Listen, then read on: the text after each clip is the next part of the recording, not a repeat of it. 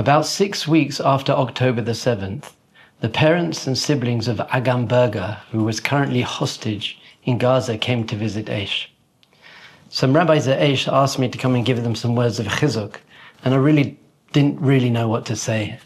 And they arrived, and we walked up to the roof together, and we were on the roof overlooking Har HaBayit, the Temple Mount. I really couldn't think of anything to say, but finally what came out was these words.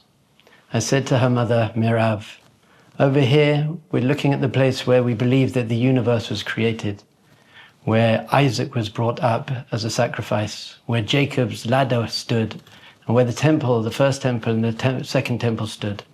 And they were destroyed, and then we were in exile for thousands of years. We went through Spanish Inquisition, pogroms, went through the Holocaust, and then we came back. We came back to our land in 1948. And now we've gone through October the 7th, and the story is continuing. And one thing we know for sure is that there's an end to the story. The temple will be rebuilt. The Jewish people will fulfill their mission in the world. So there's a much bigger story going on. The Tanakh is being written as we speak, and your family are now playing a major role in the story of the Jewish people. And at the end of days, we will be dancing in the Beit HaMikdash with Agam and with the 6 million. We're all going to come back because there's a bigger story going on. There's meaning behind everything. And thank God she looked at me and she said, thank you, Rabbi.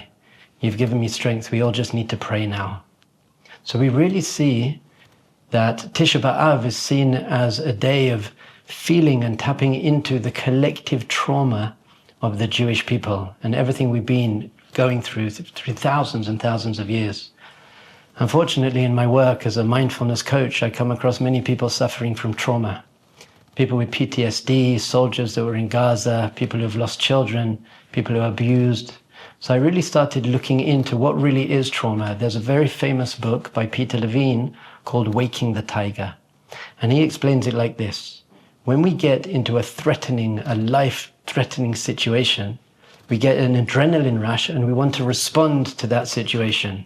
And the two main natural responses are called fight or flight. We're either going to fight our way out of the situation if we think we're strong enough, or we're going to run away if we're not strong enough. There's a third thing that happens though when we don't have the strength or the ability to run away. God forbid, we're being held down. There's nothing we can do. We can't respond. And that's called freeze. And freeze is when we have the adrenaline, we have that energy to fight or flight, but we can't use it, so that energy gets caught up in our body. And we need to learn to release the energy. It's as if putting your foot on the brake and the gas at the same time in a car, so the energy is in you, and the energy needs to be released. So most trauma therapy is either through breath work, heliotropic breathing, somatic experiencing, which really gives the body a chance to release that energy that was stored up in the body. But one of the main things he was teaching in the book is that if we can respond in the moment, then we won't need to heal trauma because we won't have trauma. He brings a story of a group of school children in 1976 who were kidnapped and taken into a quarry and hidden there in order to ransom their parents. And one of the kids, a 14-year-old boy, managed to dig them all out, and he saved all these children, and they walked away. And they did research many years later, and they saw that all of the children had trauma from this terrible occurrence, apart from that one boy. The one boy that really got them out, because he was able to respond, he never had trauma. So I was thinking about it. The Jewish people, we speak about our collective national trauma. But what trauma usually manifests as is freezing through the rest of our lives, having a bit of dysfunction, not being able to move forward, being triggered very quickly. But if we look at the Jewish people, I don't see any signs of collective trauma. In fact, we're the most functional, the most formidable, the most resilient, powerful nation that ever walked the face of the planet. Even when the temple was destroyed, we went into Babylon, and we made the Talmud Bavli. After the Holocaust, 3 years later, we were declaring independence in the land of Israel. So we don't see any real signs of collective trauma. So I was thinking, why is this? Because we certainly have individual trauma on a mass level, and we have intergenerational trauma. Many Jews have suffered terrible trauma, but as a whole, as a nation, we seem to have avoided it. So I was thinking about it, and I said there must be another response. The two responses that Peter Levine speaks about fight or flight. But there must be another response that when we can't fight and we can't run away, when you're in a concentration camp, when you're in a tunnel in Gaza and you can't fight, you can't run away, instead of freezing, what's the other response? We call it faith, emunah. If we can tap into emunah in the moment that we're going through this very painful experience, that is a response. And what does emunah mean? Emunah means that there's a bigger picture. There's a bigger story going on. That this awful event that I'm going through is not just completely meaningless. There's no such thing as meaningless pain. So if we can come into this place of emunah, whilst we're doing it, we don't pick up trauma, and we see how many Jews walked into the gas chamber singing Ani Ma'amim. I believe that there's something behind this. There's some fixing going on. There's some way that this is helping the overall mission of the Jewish people. And we hear many stories, Rabbi Elchanan Wasserman and others, that they said to their children, they said to their communities, you know what, when we did matzah, when we ate matzah, we did it b'simcha, because it's a mitzvah. And when we shook a lulav and etrog, we did it b'simcha, because it's a mitzvah. So we're about to perform the mitzvah of dying al Kiddush Hashem, we have to do it b'simcha. And there are many stories of Jews who went dancing to their deaths because they believed, Ani Ma'amim, I don't know why, but there's a bigger reason. So we couldn't fight and we couldn't run away, but we could accept what was happening to us with a higher overall understanding that there's meaning behind this pain. So not all pain and brokenness needs to turn into trauma if we can respond in the right way. The beginning of the 3 weeks was the 17th of Tammuz. And one of the things that happened on the 17th of Tammuz was Moshe broke the luchot. And we see that the luchot were made in heaven. They were perfect, carved by the hand of God, and written on by the hand of God, a perfect soul given down to the Jewish people. And then it was broken. And this really tells the story of the soul of the Jewish people coming into the body, coming into Egypt, finding their way out of Egypt. So there was this brokenness, a shattering of the vessels. When I lived in Japan for a year and a half, I was very interested in Japanese culture.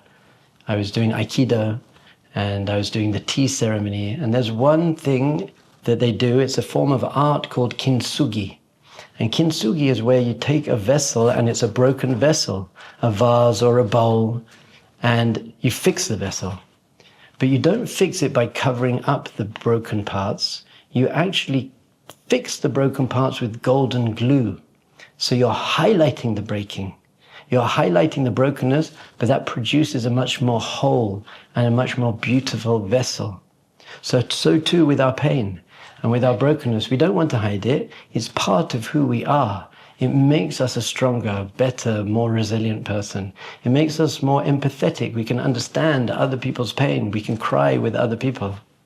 So our sages teach us that in breaking the first luchot, it opened the path to receiving the second luchot. And the second luchot, our sages teach us, were actually on a much higher spiritual level than the first luchot. And why is this? It's because they were carved by Moshe. They were carved by a human being, an imperfect being, and then written on by the hand of God. And this was a much higher level because our sages teach that the partnership between man and God is much greater than the work of God alone. As the famous story it says in Midrash Tanchuma, that Turnus Rufus, the Roman general, said to Rabbi Akiva, what's greater, the work of God or the work of man? Because he was against Brit Milah, circumcision. God created you like this and you're going to change his creation. So Rabbi Akiva said to him, well, what would you rather eat, wheat or bread? Wheat is the work of God. Bread is the work of partnership between God and man.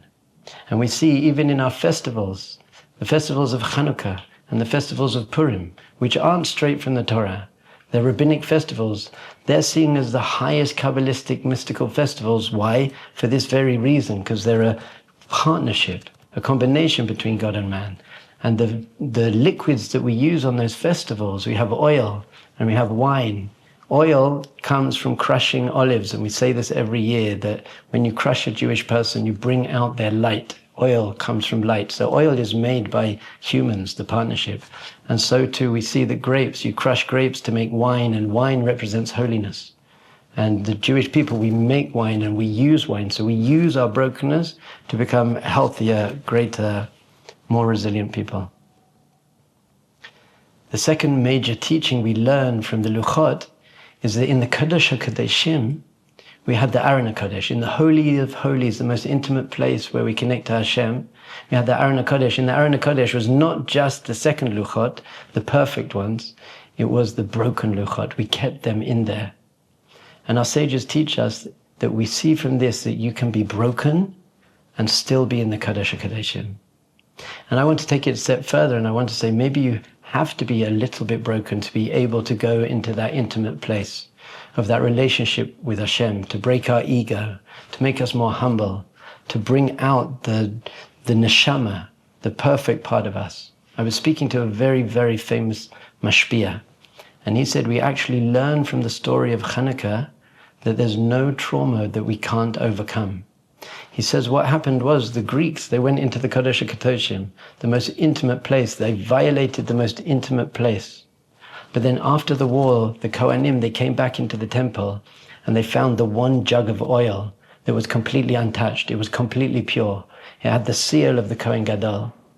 So he said that no matter what trauma that we go through in our lives, we can always uncover that small jug of oil, that one part of us, the neshama, that was never traumatized in the first place. And if we can tap into that neshama, into that place of emunah deep within us, then we can heal ourselves from inside out. We can avoid trauma by going to that place, but we can also heal the trauma that we've been through by going through that place. And we've seen this again and again, even recently. Baruch Hashem, finally, after 482 days of praying for Agam Berger, and I was staying in touch with her mother, Merav. Before Shabbat, we'd say Shabbat Shalom to each other, and we were praying, and we were giving each other chizuk. Finally, Agam came out of the tunnels of Gaza. And what was her message that she gave to the Jewish people, she gave to the world? Derech Emunah Bachati. I chose the path of Emunah. And we see so many people who came out of the tunnels in Gaza, who found their Emunah in there. They're putting on tefillin now. They're keeping Shabbat now.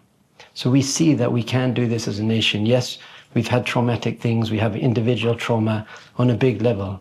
But as a nation, we've avoided national collective trauma by always hanging on to the belief that there's a bigger picture. There's a bigger story. It's all going to end up okay in the end. And not just for the Jewish people. We're a mamlechet Kohanim and a Goy Kadash.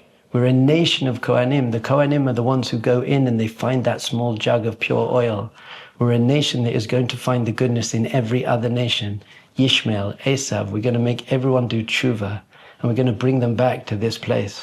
Ki hi beisi beis tefillah, yikare l'chol ha'amim. This is a place of tefillah, and some of our sages say it means a place where Hashem prays. Ki hi beisi beis tefillah. It's my house of prayer. Hashem's praying for us all the time. He was praying for us in the Inquisition. Even when the temple was destroyed, it says that the Chruvim, they were hugging each other, they were embracing each other. Hashem was saying, you can do it, I'm still with you, you just stay with me. Emunah doesn't just mean faith, it means faithfulness. So we're faithful to Hashem. Hashem is faithful to us, and He's praying for us, and we're praying for Hashem. And Bezrat Hashem, Yikare lechol ha'amim, we're going to come back to our land and back to our temple, and we're going to bring the whole of all the nations up with us. Bezrat Hashem, it should be soon in our days.